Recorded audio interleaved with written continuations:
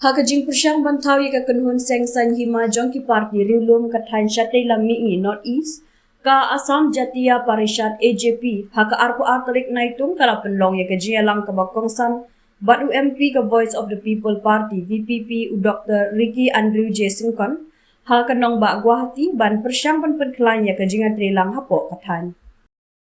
Kani ka jingialang ka layagren halor kimat ki bakta ya ka jela Assam bat Meghalaya. Kumjuk banwat niya na kabenta thaw ya ke Regional Democratic Front RDF na kabenta ki jela ka thain syatay lami ini jongkari India.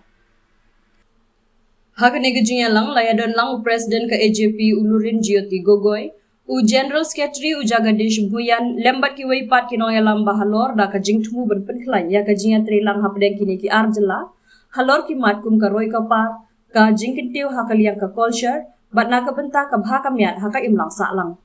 Ngis ngokman bersyim ya kani kelenti jong ka jingakren bat ka Voice of the People's Party na Meghalaya om Ulurin Jyoti Gogoi hadian balawai ka jingalang. Ka history ka culture bat ka jinglong ki jaka ka bangia samlang. Ka penlong yang ngi banya trelang na kabenta ban wemya ki jing ki bangia kendu hapoh ka thain ong u Gogoi.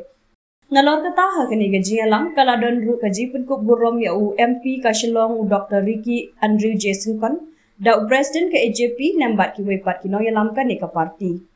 Kumjo kini ki parti kila menjuru ban beteng ya ki jingam mirjimun, bat ban syim ya ki sinjam na ka benta ban kentiu ya ki jing trekam haka sensyar pat ba jong ka than, bat ban penti kena na ka benta ka lawai ka pernai jong ki dong syong shnong ka Assam Meghalaya bat ka than not easy barok kawai.